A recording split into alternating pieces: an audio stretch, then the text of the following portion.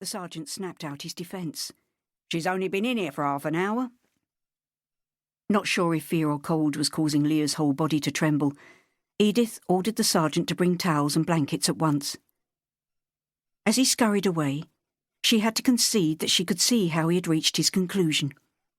Leah was dressed the way a prostitute would dress, even down to a slit in the right-hand side of her skirt, which reached her knee, giving a peek of shapely leg.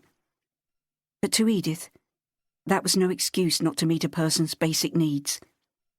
What if something had delayed her from getting here so quickly? It wasn't always the case that she could immediately answer a call from the many police stations in the area to give a medical assessment of someone who had been detained in a cell. Taking a deep breath, Edith put these concerns to the back of her mind as she tried to face what she knew was going to be an ordeal. French wasn't a language that posed any difficulty to her, at least not in her ability to communicate, but emotionally the cost of doing so was high, because painful memories would be evoked. Somehow, she kept this inner turmoil from her voice and spoke gently to the girl. "Please sit down, Leah. I'm a doctor. I'm here to help you. You don't need to be afraid." With a whispered merci, the girl sat down. "When they bring a towel, we will get you dry and out of those wet things, and then I will examine you. Is that all right by you?" Leah nodded her head. "Do you think you might be pregnant?" Again, Leah nodded. Before Edith could say any more, a female police officer entered the cell. Edith knew her from previous visits. Her attitude was one of disdain and left no room for sympathy. "So, you speak her language, then?" The officer's tone was scathing. "That'll be useful. Perhaps now we can get to the bottom of things. Not that we can't guess what her game is. You only have to look at her." Throwing a blanket onto the bed, she shoved a towel at Edith. Her action revealed her repulsion at showing any compassion towards Leah. Leah's fear was palpable as she cowered once more on the far corner of the bed. Edith offered her the towel and tried to soothe her. "Take your wet clothes off, Leah, and dry yourself. Everything's all right, I promise you. Wrap yourself in this blanket to keep yourself warm." Turning back to the policewoman, Edith asked, "Has she had a drink or anything to eat?" "You're the charity worker, not me."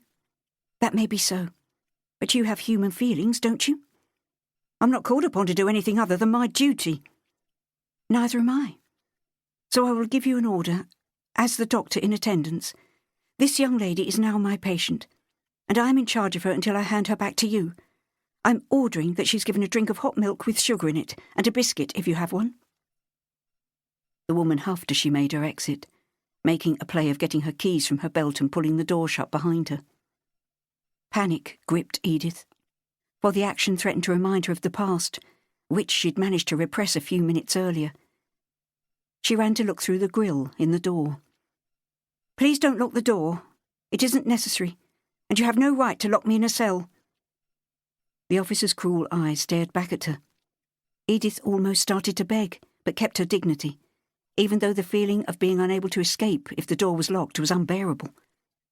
This type of situation had long been in her nightmares. The officer backed down and walked away. The fixed smile Edith forced onto her face as she turned to Leah helped her to regain control of her emotions. She'd had many years' practice at doing this. Somehow, she managed to function normally and keep herself sane.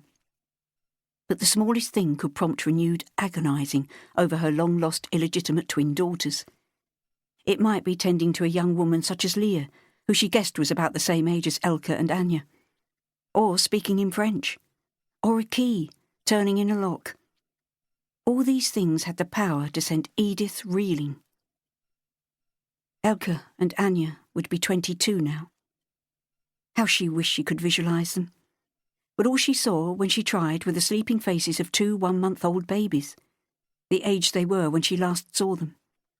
But even that image was hazy, merging into 1,000 other memories of babies for whom she'd cared over the years at Jimmy's Hope House. Wherever she went, and whatever she was doing, she asked herself the same question. What were they doing? What did they look like? What, if anything...